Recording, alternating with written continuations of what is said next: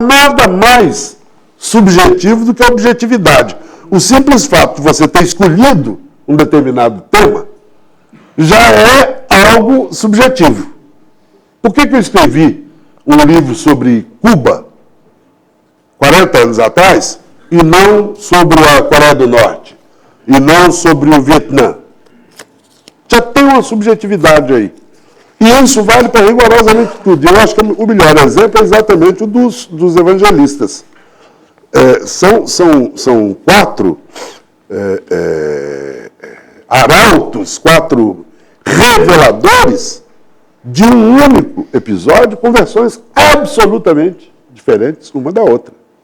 Então, quando eu digo essa é a minha história, não significa, aliás, eu abro o Olga na apresentação do livro dizendo, essa é a minha história.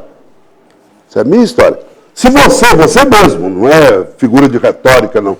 Se você, na mesma época que eu, estivesse fazendo um livro sobre Olga Benário, você provavelmente teria feito um livro diferente. Por quê? Porque você é diferente de mim. Porque o seu ano é diferente do meu. Porque a sua formação é diferente da minha. Porque a sua história é diferente da minha. Porque o que você lê é diferente do que eu li. Porque a sua família é diferente da minha. Porque você foi criado no Paraná, eu no Confim de Minas Gerais. Porque o que meu pai lia não era o mesmo que seu pai lia. Isso aí vai se refletir na sua vida inteira. Em todas as suas escolhas.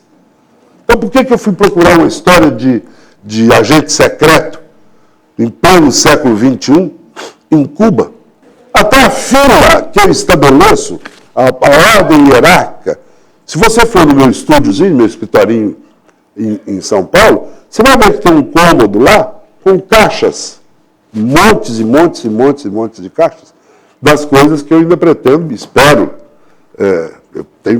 Meus planos são ambiciosos. Eu espero chegar ao que chegou Oscar Niemeyer, né?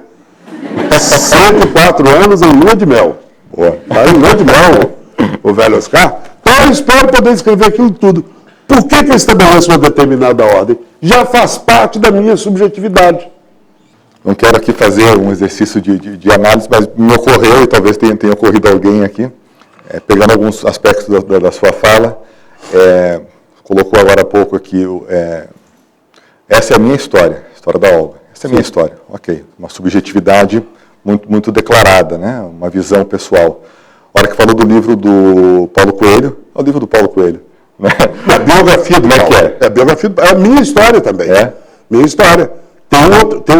Tem duas outras biografias do Paulo, uma escrita por um jornalista espanhol importante, um vaticanista, uma das maiores autoridades em Vaticano contemporâneo, que é o Juan Arias, que atualmente é um dos correspondentes do El País no Brasil.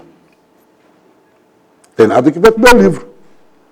Não fala de satanismo, não fala de homossexualismo, não fala de maconha, cocaína, heroína, não fala de induzir namorada ao suicídio, sabe? É um livro mais suave, é um livro mais parecido com as coisas que o Paulo escreve.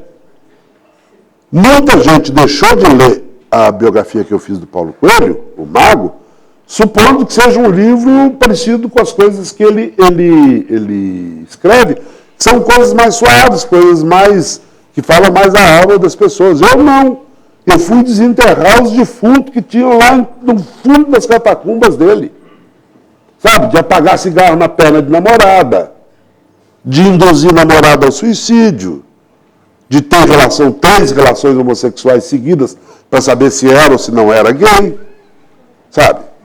As maluquices do Paulo, de matar animal doméstico para espantar o anjo da morte desceu, num dia ele decide se matar, se suicidar. Ele era garoto e lacra, de madrugada, lacra as saídas das portas e janelas da cozinha da casa dos pais dele, e na hora de acender o gás para morrer, dá uma paranoia, né? Porque uma coisa é pensar em morrer, outra coisa é estar diante da iminência real de ir embora, de fazer um check-out, né?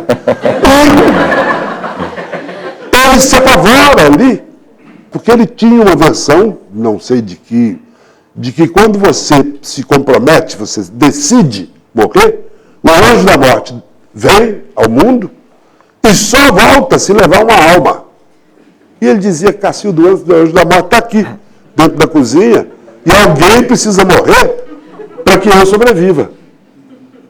E ele pega o cachorro da casa e passa uma faca de cozinha na garganta do cachorro e diz, está resolvido. Eu publiquei isso no livro. O Paulo ficou horrorizado com o livro. Quando o Paulo leu, em todos os casos, eu não, sem exceção, eu não deixo que personagens leiam os originais. Quando o Paulo leu o livro, ele ficou 2, 3 meses sem falar comigo. Outro dia eu vi uma entrevista dele para a televisão italiana e o âncora, com o livro na mão, com a versão italiana do livro, começou a perguntar algumas coisas e perguntou para ele o que você achou do livro. Ele falou, a primeira pessoa que leu, quando o Fernando mandou um exemplar para nós, foi minha mulher. E eu fiquei aterrorizado, porque eu via minha mulher com o livro na mão e chorando. Eu dizia para ela, o que é isso? Ela falava, eu não sabia que você era assim. E ele falou, fui ler o livro, eu descobri que nem eu mesmo sabia que eu era assim. Sabe? Então, quando eu falo do livro do Paulo, na verdade, o livro não é do Paulo, o livro é meu. O livro é meu. Tem outros livros que são diferentes. Não são nem melhores nem piores do que o meu. Mas são livros que são feitos a partir de outro ponto de vista. Eu estava ali querendo fazer um livro revelador. Quem é esse sujeito, quem é esse brasileiro que é a pessoa que vende mais livros no planeta? Já vendeu 160 milhões de livros. Eu sei o que é duro vender livro. Quem tem autor aqui sabe disso, que o suor, que é para vender 1.000 livros, 2.000 livros. Esse cara me vende 160 milhões de livros no planeta inteiro. Quem é esse cara? Quem é? Eu quero saber quem é o sujeito que habita, para usar o Almodóvar, aí, parafrasear o Almodóvar, quem é o sujeito que habita debaixo da pele desse camarada? E descobri um personagem espantoso. A vida dele, que eu supunha que fosse uma vida absolutamente água com açúcar, água de flor de laranjeira, como dizem em Minas, é uma sucessão de tragédias. É uma sucessão de tragédias religiosas, familiares, sexuais, tudo. É um personagem espantoso. Eu acho que o sucesso do livro pelo mundo afora é o meu livro de maior sucesso fora do Brasil. Eu não tenho mais ilusão aos 65 anos, não tenho mais a vaidade de supor, e nem sou um idiota de supor que esse livro faz sucesso porque fui eu que escrevi. Não, porque é um livro revelador.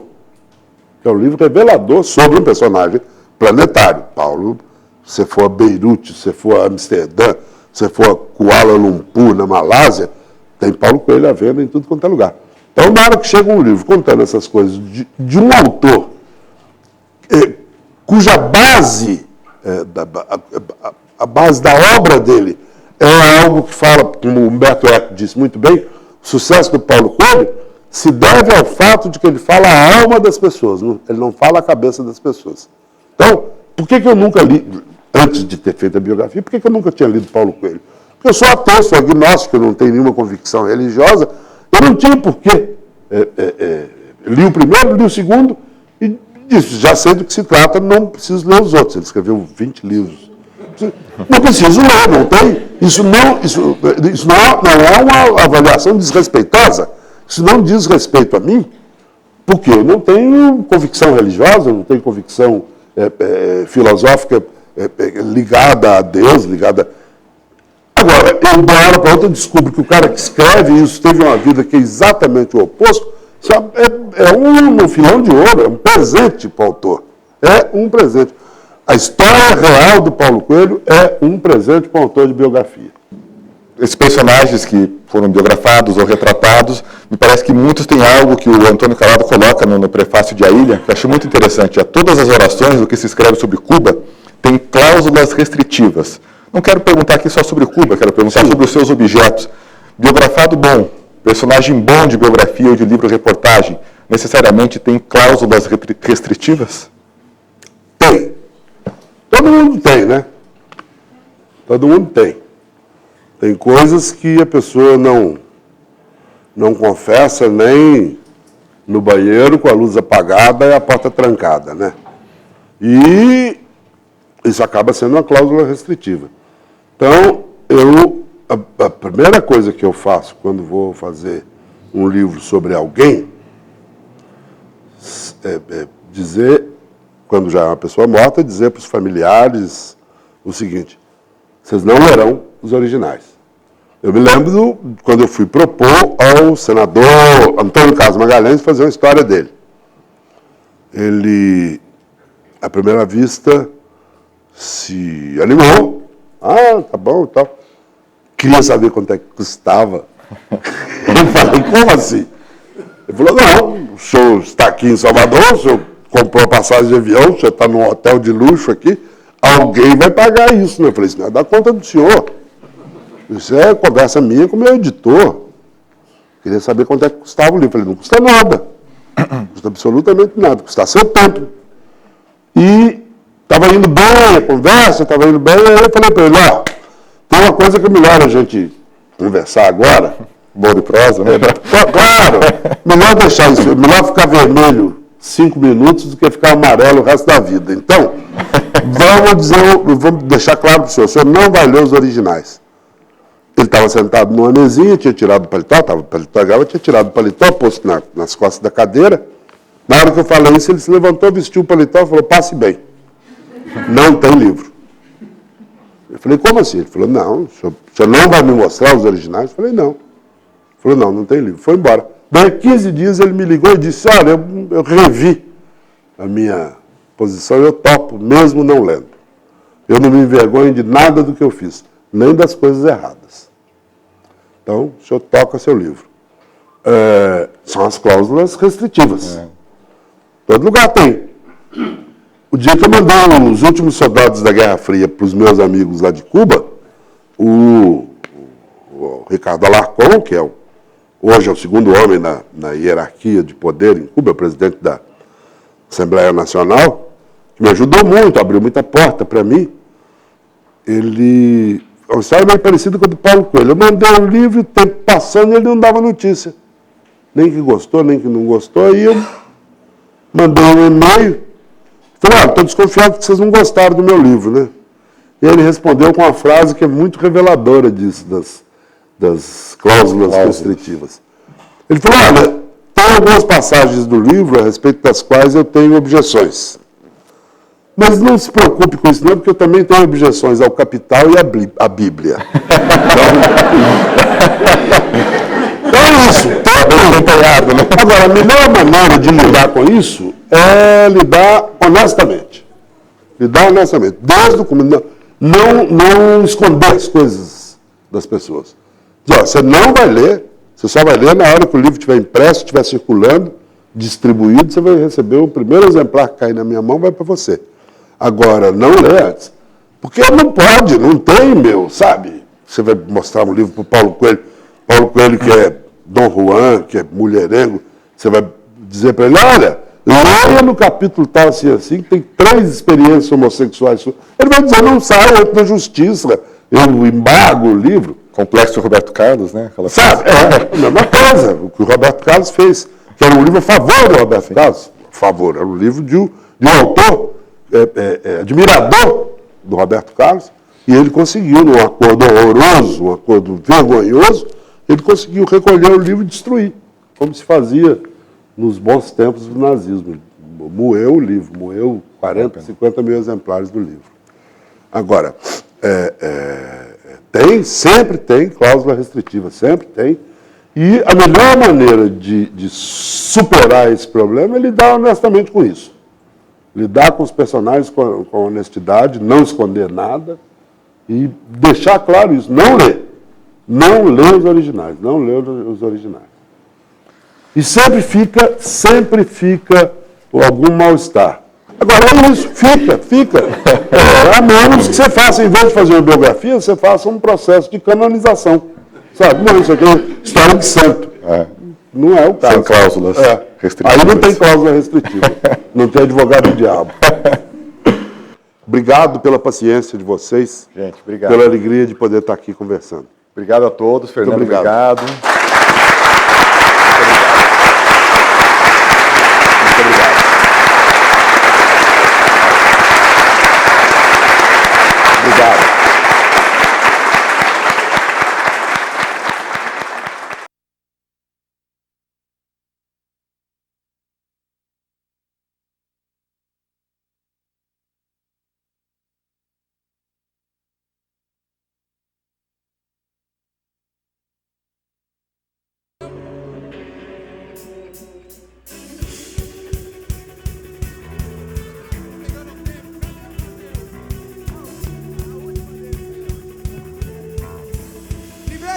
estado de júbilo.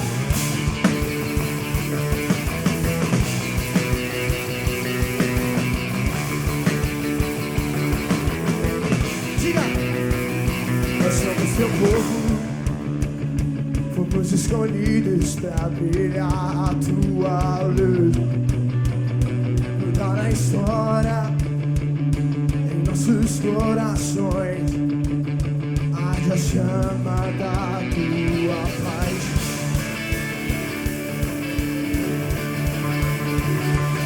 Só corpo, só coração. Cante! Um só desejo de ser tuas mãos. E nada poderá parar, pois em ti nós somos um. Tua cruz vamos levar por onde for. Cristo Rei, o mundo te conhecerá. Vamos espalhar vossa. Oi, sim.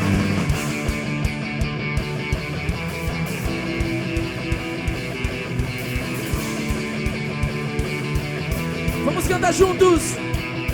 Somos seu povo, fomos escolhidos pra brilhar a tua luz, mudar a história. Bate no peito aí assim, ó. Em nossos corações, o quê? Arde a chama da tua paixão. Um só corpo, um só coração. Só corpo, um só coração. Só desejo de ser tuas mãos. Eu quero ouvir Curitiba cantar, vamos lá! Nada sacode, vamos lá! Pois em ti nós somos um. Tua cruz vamos levar por onde for. Cristo Rei, o mundo te conhecerá. Vamos